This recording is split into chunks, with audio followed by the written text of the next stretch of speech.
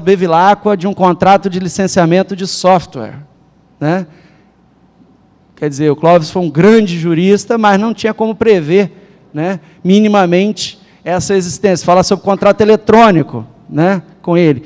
Então, o legislador quis evitar isso e evitar que nós tenhamos que a cada 10 anos, ou 5, ou 1, porque a evolução tecnológica é cada vez mais rápida, fazer um novo Código Civil, ou ficar reformando e remendando, e daqui a pouco vira uma coxa de retalhos que ninguém entende mais nada. Então, eu acho que é uma armadilha tentar fazer um rol, essa atividade é, essa não é, mas esse acaba sendo um desafio, né? E nisso, a gente tem dois perigos. Um perigo de ampliar demais a cláusula, e aí ela vai cair no desuso, e um perigo de restringir demais a cláusula.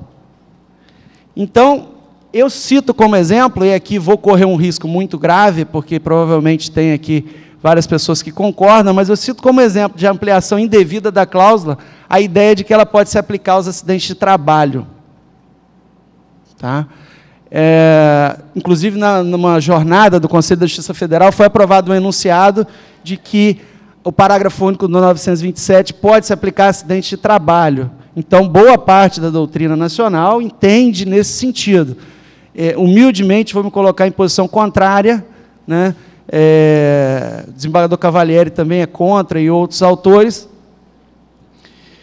porque acho que a Constituição é muito clara, acho que é um regime de seguro obrigatório, e isso implica uma série de questões que a gente não tem tempo aqui para discutir, mas o regime do acidente de trabalho é um regime de seguro obrigatório, então impor ao mesmo tempo seguro obrigatório e responsabilidade objetiva, para mim é demasiado, para mim é inconstitucional, contraria frontalmente lá o disposto no artigo 7º da Constituição, mas é uma postura da doutrina. Eu acho que é uma postura que ampliaria demais a cláusula e tende a, num segundo momento, colocá-la em desuso. A professora Celina, Maria Celina Bodan de Moraes, é muito clara ao dizer que, se você amplia demais, ela fala isso em relação ao dano moral, né? Olha, se tudo for dano moral, num segundo momento, nada vai ser, porque os valores indenizatórios vão caindo, caindo, caindo, caindo, caindo.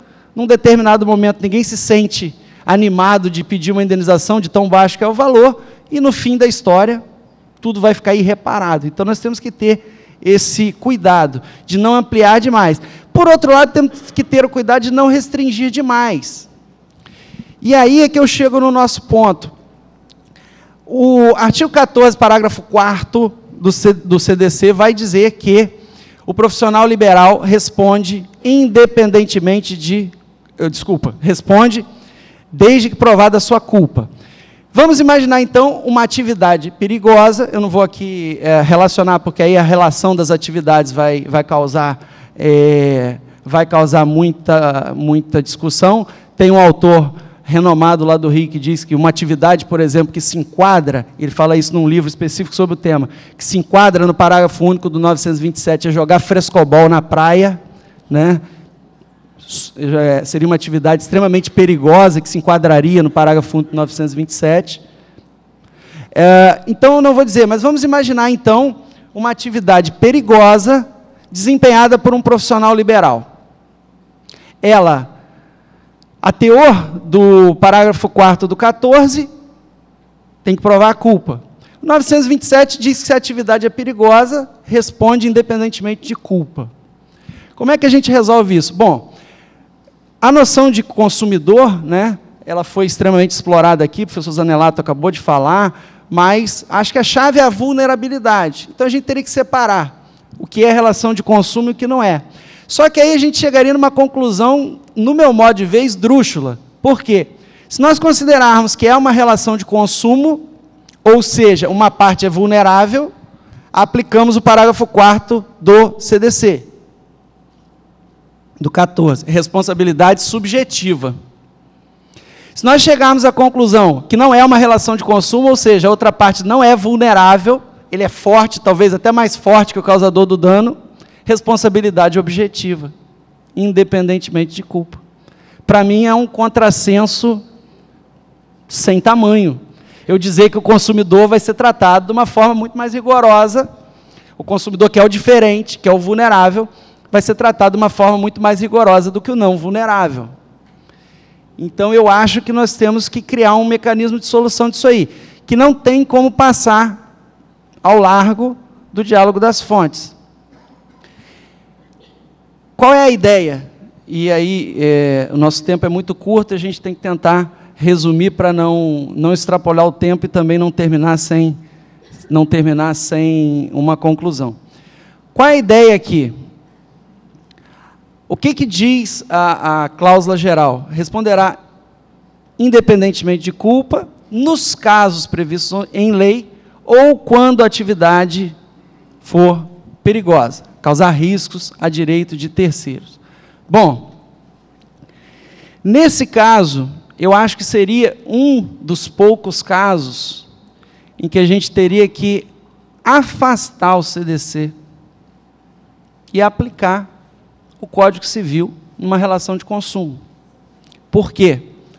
Ao aplicar o parágrafo 4º do artigo 14 do CDC, eu estarei dando ao vulnerável o dever da prova de culpa. Ah, você pode me contra-argumentar, mas o juiz pode e deve inverter o ônus da prova? Verdade. No entanto, ainda assim, se o fornecedor provar que não agiu com culpa, não indeniza. Então, acho que fica muito claro que a situação do consumidor vítima de um dano, nesse caso, fica muito mais difícil do que se nós afastarmos a incidência do artigo 14, parágrafo 4º do CDC, e pura e simplesmente aplicarmos a cláusula geral de risco do 927, parágrafo único, a essa relação de consumo. Então, por paradoxal que seja, a proposta interpretativa é essa. Nesse caso específico, eu acho que a única solução é afastar a incidência do CDC e aplicar o Código Civil. Por quê? Porque norma mais favorável ao consumidor. Eu sei que isso que eu estou falando aqui pode soar bastante estranho e pode também soar bastante estranho quando se fala em uma série de atividades, por exemplo. Então, a sua proposta é que agora a atividade do médico seja objetiva, porque é atividade de risco? Não. A proposta não é essa. Por que a proposta não é essa? Porque quando a gente lê a cláusula geral do parágrafo único do 927, a gente vê lá, responderá, independentemente de culpa, nos casos previstos em lei.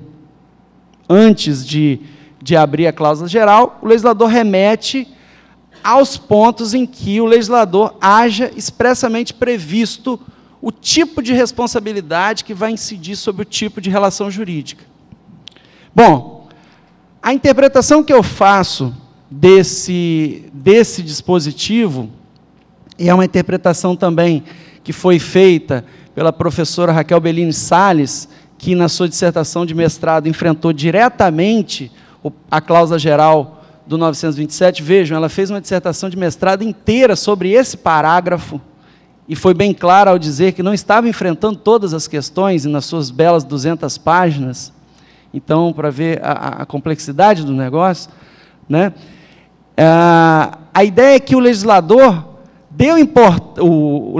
do Código Civil deu importância àqueles momentos em que, seja no próprio Código, seja em lei especial, haja uma previsão expressa do tipo de responsabilidade que vai incidir quando naquela relação jurídica ocorra um dano. O que eu quero dizer com isso?